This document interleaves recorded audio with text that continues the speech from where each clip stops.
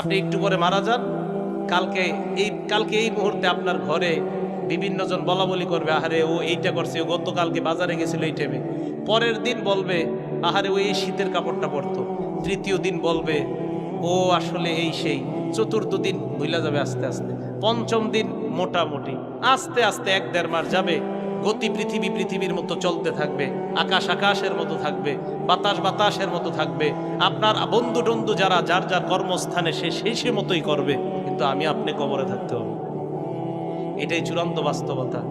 ইমানদারকে যখন বলবে আমি ইমানদারকে সত্যায়ন করলাম, আমার ইমানদার বান্দা যা বলছে সত্য কথা, এই কথা বলার পর আল্লাহ বলেন আফরিশুহু মিনাল জান্নাহ, আমার ইমানদার বান্দাকে কবরের মধ্যে দুনিয়ার মানুষ 3টা পাতলা কাপড় দিয়ে পাঠাইছে।